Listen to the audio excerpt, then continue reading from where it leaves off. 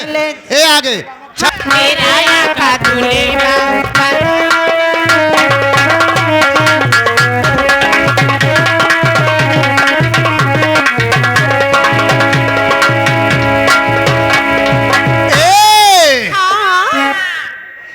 bonnet पे तू बैठा गोरी भीड़ बड़ी बाहू माँ किराया का तू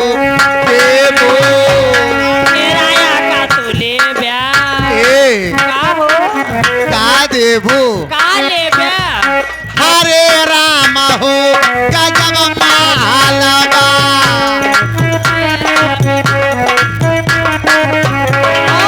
बोनट पे तू बैठा गोरी भीड़ बड़ी बाहू माँ किराया का तू देबो किराया का तू ले किराया का तू देबो बस दे देती व्यक्ति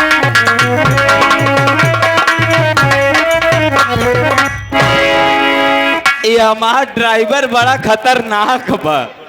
जवन गाड़ी पकड़ी लेते या तो ओकर गेर बक्सा खराब करत या तो गेरे ही उचार देत है या आ गया नंबरे देखा 56 छुरी 72 भाला आ गया लंगड़ा गोहरी वाला विनोद आगे वही छागवाना हमारे 21 रुपया पुरस्कार बा अगाना फरमाइश बा मैंने तुझे चाहा तूने चाहा किसी और को ये हमारे जय भीम नमोध्याय पप्पू भैया मुर्गा वाले 51 रुपए ए अरे केतना दिन ले चलाइबा ई वारंटी लिख के दा ए राजा ना अरे केतना दिन ले चलाइबा ई वारंटी लिख के दा कमर दे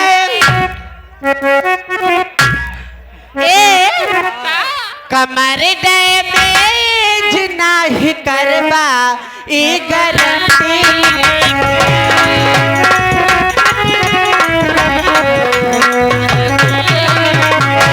कितने दिन तू चलेबा ई वारंटी लिख के दा कितना दिन तू चलेबा ई वारंटी लिख के दा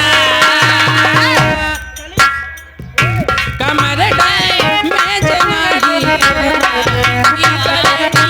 लिख के दा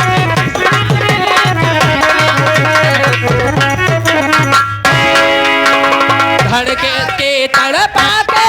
तू बोलाना का पैबा हमरा के तड़पा के तू बोलाना का पैबा हे राजू बोलाइबा कि नाइबा हे राजू आगे आगे भैया विनोद आबकारी साहब लड़का भा विनोद भैया आबकारी साहब 11 रुपया का पुरस्कार उन्हीं के साथ में हमारे आज बचिया तू ललबा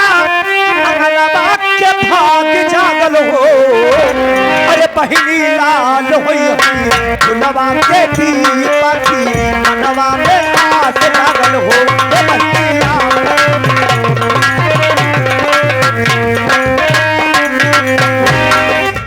जुग जुगा जिया तो ललवा भगवान के भाग जागल हो लाल होई है फुलवा के दीपक के मनवा के आस लागल हो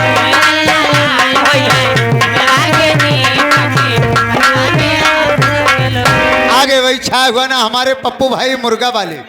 नेशनल हाईवे के बगल देसी शराब का ठेका कुरगांव ये साहब 11 रुपया का पुरस्कार वही फरमाई से फिर बड़ी बहुमा किराया का तू लेबू लेकिन अब तुम सबका समय समाप्त हो गया ए दीदिया जा सकती हो 11 रुपया अब बोला था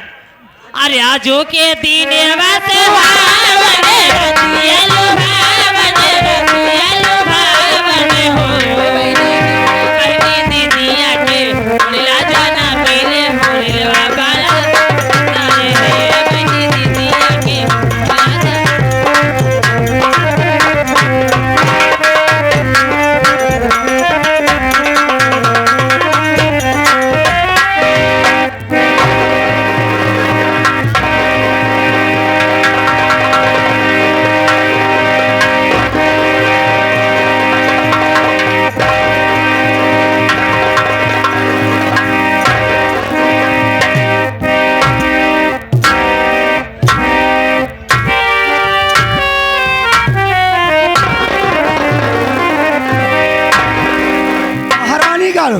एकरे पेटे में इंजन चलता ही हमका